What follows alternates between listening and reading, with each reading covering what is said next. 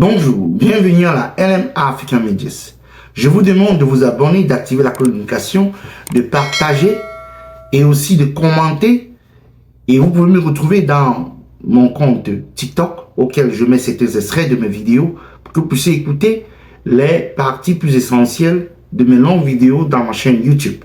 C'est vrai que je suis plus actif dans ma chaîne YouTube pour des raisons aussi de temps, mais je continuerai à vous ravitailler de certaines sections importantes, essentielles de mes vidéos.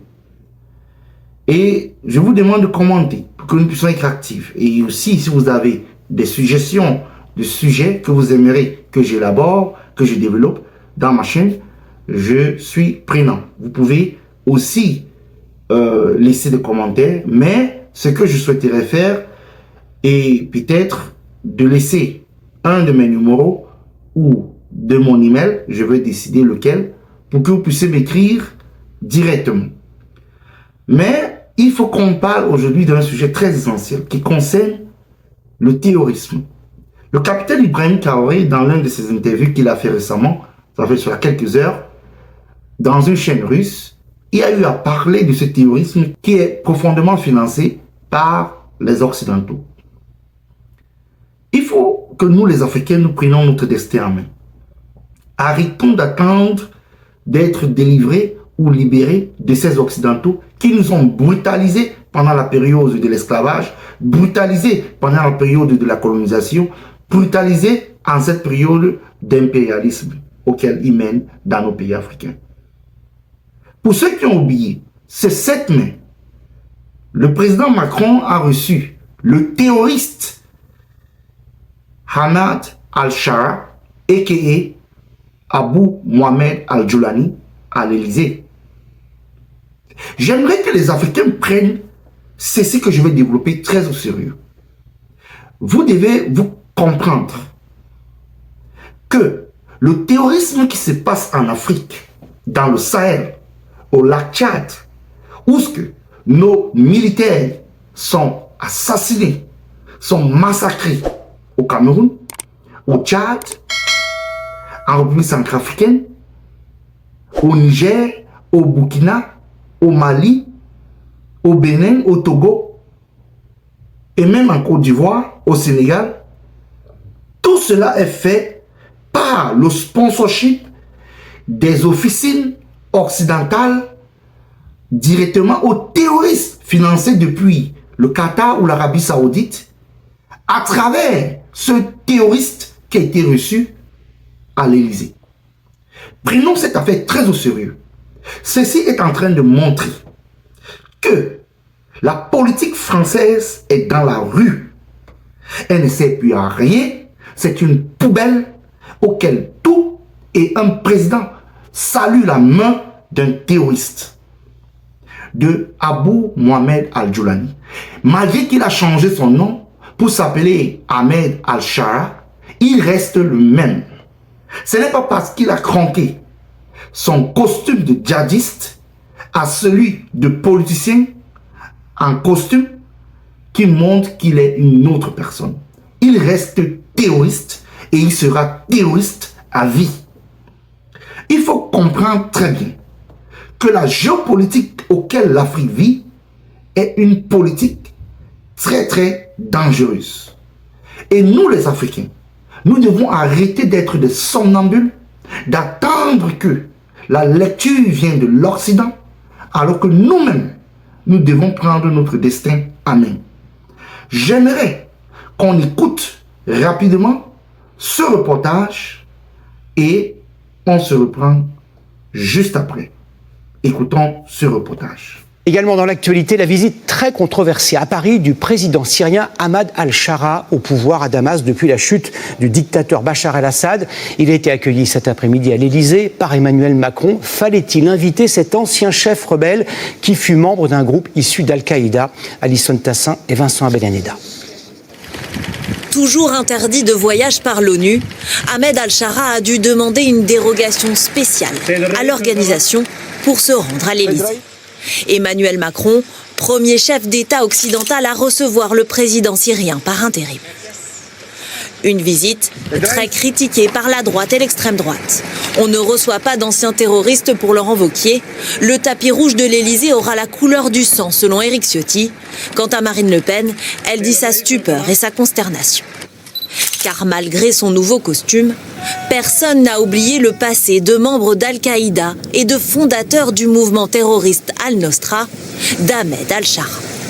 Lui tente désormais de correspondre aux codes occidentaux. Comme ici, en jouant au basket, sur ces images diffusées juste avant son départ pour Paris. Il y a de sa part une volonté de montrer son côté fréquentable, sans des propos beaucoup plus mesurés que ceux qu'il a pu tenir à l'époque du Front Al-Nosra. Aujourd'hui, il se présente comme un chef d'État. Pour le président français, l'important reste de parler à tout le monde pour assurer une forme de stabilité dans la région. J'ai rappelé qu'il devait tout mettre en œuvre pour assurer la protection de tous les Syriens sans exception, quelle que soit leur origine, leur religion, leur confession, leur opinion. Un message de fermeté, à l'heure où en Syrie, les massacres ont fait plus de 1700 morts chez les minorités alaouites et druzes. Quand vous avez écouté vous-même cet extrait de vidéo, vous pouvez y regarder comment la presse française, dans son habit préféré, où ils sont d'une nullité, d'une saleté, d'une poubelle que vous ne pouvez pas imaginer.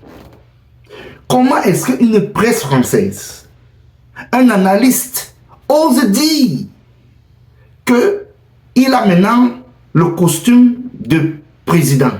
Qui lui a nommé président? Al-Jolani est devenu président quand en Syrie? C'est un terroriste et il reste un terroriste et il doit être traité comme tel.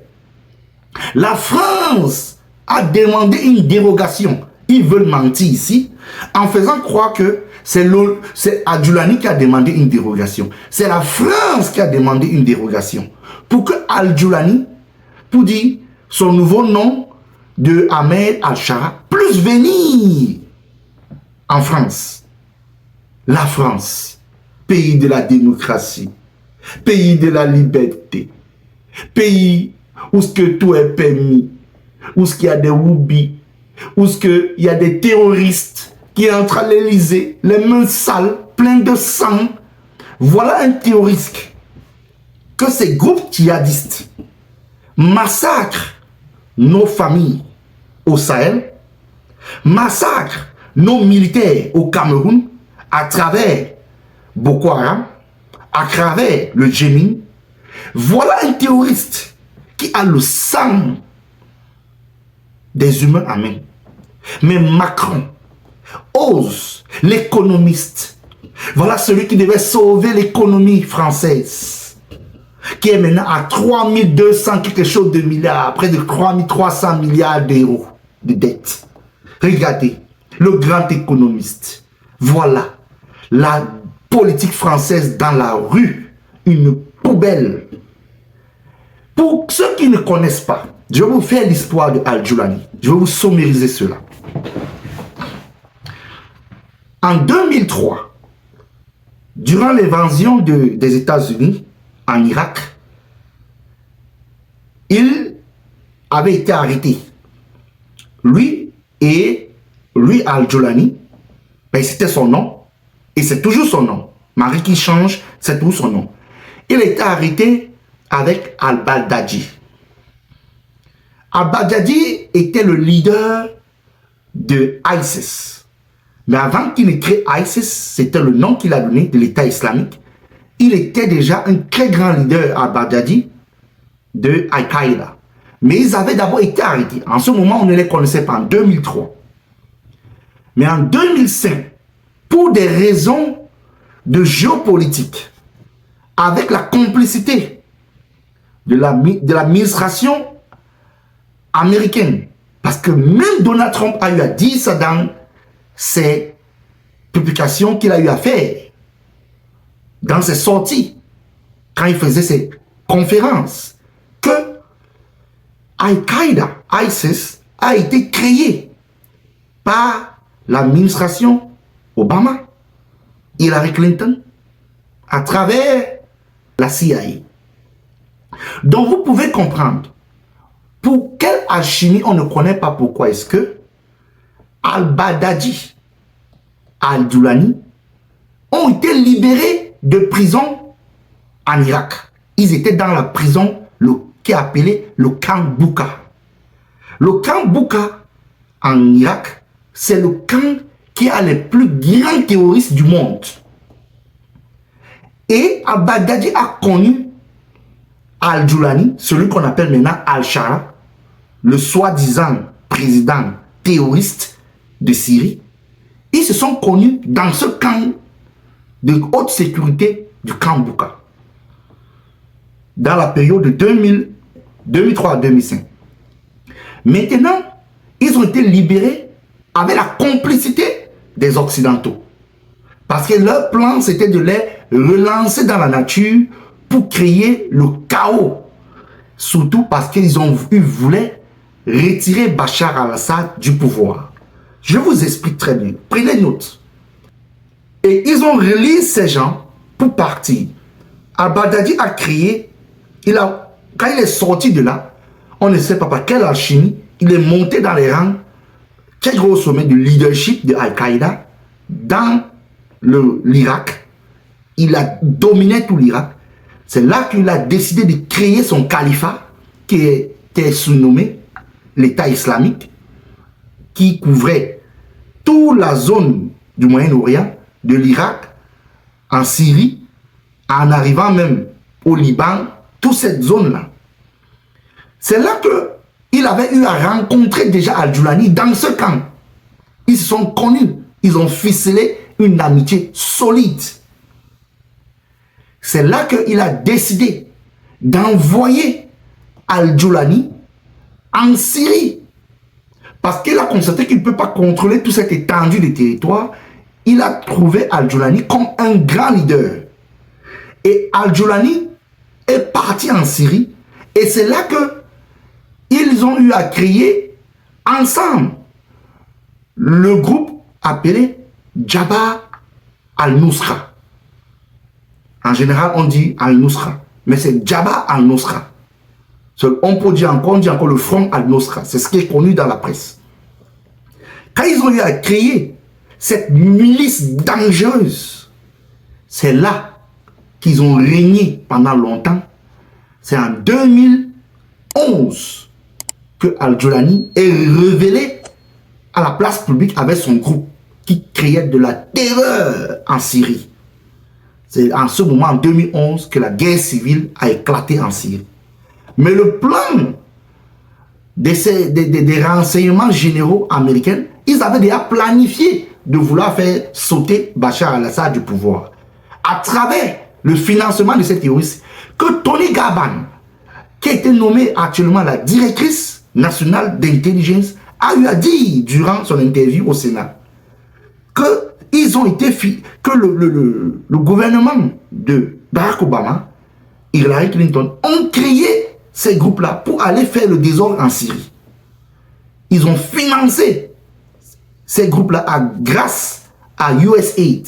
C'est pour ça que Donald Trump a fermé USAID.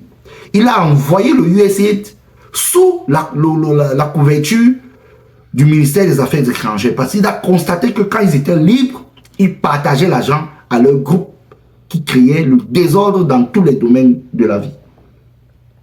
C'est pour vous dire que Al-Doulani n'est pas un saint. C'est un dangereux. Quel que soit ce qu'on veut nous montrer, il reste dangereux. C'est pour ça que je vous demande d'écouter très bien ce que un politicien français va dire sur cette rencontre. Écoutons-le et reprenons-nous juste après pour conclure cette première partie. Et bienvenue à la grande interview sur CNews Europe 1. Vous êtes le président de Debout la France. C'est un accueil à l'Élysée et une poignée de main très controversée. Poignée de main entre le président français et le dirigeant syrien, qui est aussi un ancien djihadiste. Malgré les critiques et la polémique, Nicolas Dupont-Aignan, Emmanuel Macron met en avant une coopération nécessaire contre le terrorisme. Vous ne pensez pas, malgré tout, que cette rencontre, peut nous être utile aujourd'hui en termes de renseignement, de sécurité pour notre pays? Vous plaisantez? Pourquoi donc? On appelle à l'aide un homme qui s'est réjoui de l'attentat du Bataclan comme président d'Al-Nosra, un djihadiste d'Al-Qaïda. Mais quelle honte! Mais hier, j'avais la chair de poule de me dire la honte de ces images. Qu'est-ce qui vous a le plus choqué dans ces images? J'ai pensé aux victimes du Bataclan. Mais quelle image de la France! Emmanuel Macron a mis du sang sur la main. C'est insupportable pour moi. Il mérite la destitution, plus que jamais. La destitution pour avoir reçu malgré tout un terroriste par intérim. Un terroriste. Il préside aux destinées d'un pays qui est un carrefour dans la région. Mais un carrefour, quelqu'un qui s'est réjoui des attentats. Une chose est d'avoir une ambassade à la rigueur. Une autre est d'avoir des rencontres à l'ONU, ailleurs, encore qu'il a fallu demander à l'ONU la permission, puisqu'il est classé comme terroriste. Évidemment, il y avait un mandat, tout à fait. Il y a un mandat, il est interdit de séjour aux États-Unis. Il est sous mandat d'arrêt. Mais quelle honte pour les victimes du terrorisme. Et il appelle au secours, il lui donne des tapes dans le dos. Mais enfin, Emmanuel Macron a perdu la tête. On entend votre stupéfaction et même davantage, mais pour qu'on comprenne bien, Monsieur Dupont-Aignan, vous à l'Élysée, vous ne recevez que des démocrates. Non, vous faites la mais j'ai jamais dit ça. Vous ne serrez la main à aucun dirigeant ils en ont beaucoup de sang sur les mains. Beaucoup de sang sur les mains partout. Et j'ai toujours été pour la réelle politique. Mais c'est une chose d'avoir les affaires intérieures des pays et d'avoir quelqu'un qui s'est réjoui d'attentats sur le sol français. C'est pas la même chose, croyez-moi. Vous avez écouté vous-même ce politicien français. Il a parfaitement raison. La journaliste veut essayer de soutenir la décision de ce président, je ne sais quoi. Qu'est-ce que les Français attendent? Vraiment, vous avez, c'est de la merde. C'est de la puanteur. C'est de la salissure. C'est de la pourriture. Une politique française ruinée de son sang, vidée de son sang, qui dégoûte. Regardez ça. Le politicien a raison. Il tendre la main à un terroriste que jusqu'à maintenant, il ne peut pas mettre pied aux États-Unis. Il est recherché, mort vif. C'est parce que les Américains, avec la pression européenne, ont décidé d'abord de mettre ça sous sommeil. Mais il est toujours recherché mort vif. L'ONU a un mandat d'arrêt sur lui. Voilà quelqu'un qui participe indirectement au massacre de nos familles en Afrique grâce à ces groupes Djemin, État islamique, Boko Haram. Mais Macron, le soi-disant économiste, la pourriture, ose venir saluer un terroriste. C'est de la politique française, c'est vraiment dans la rue. C'est de la poubelle. C'est là que vous allez voir des partis politiques, la presse française. Beaucoup sont devenus miettes. Les LCI sont où? Les La France Inca sont où? Ils parlent juste un peu comme ça, là, ils sautent sur le sujet. Et nous, les Africains, nous sommes là. Certains d'entre nous, ils sont comme des moutons. Ils sont dans la distraction. Alors que la France est en train de vous donner un message. Les Français sont en train de vous donner un message. Le gouvernement, pas même la France. Le gouvernement français. Le gouvernement français actuel est en train de vous dire qu'ils sont prêts à mettre au pouvoir en Afrique les terroristes. Ne soyez pas étonnés que la politique française ou le gouvernement français actuel décide de mettre le leader de Al-Qaïda, de Boko Haram, du Djemin, de ISIS au pouvoir en Afrique centrale, au Sahel. Mais au Sahel, ils ont affaire parce que le général Assimi Goïta, le général Tchani et le capitaine Traoré vont se débarrasser de ces terroristes. Ils ne vont pas laisser faire. Ils vont se débarrasser de ces terroristes le plus tôt possible. Et c'est en train d'être fait. Parce que ils ont compris cela depuis que ces touristes sont financés depuis l'Occident. Et on les chambre depuis l'Élysée. Voilà ça qu'on nous montre à Mondiovision. Qu'est-ce que vous, Africains, vous voulez encore qu'on vous dise? Vous êtes dans la distraction, les choses de bas-ventre, les choses de nullité, le divertissement. N'importe quoi. Qu'est-ce que vous voulez? Regardez ça. Nos militaires, les militaires camerounais ont été abattus dernièrement. Au niveau du lac Tchad, les militaires camerounais morts. Plus de 15 militaires, les familles endeuillées par rapport à ces djihadistes, ce chef terroriste reçu à l'Élysée par Macron. Et vous les Africains, vous êtes là, dans le bavardage, vous vociférez. C'est là qu'il y a les Tintins, les Bafessi, les supporters de Tshisekedi qui viennent m'écrire ils viennent écrire leurs commentaires,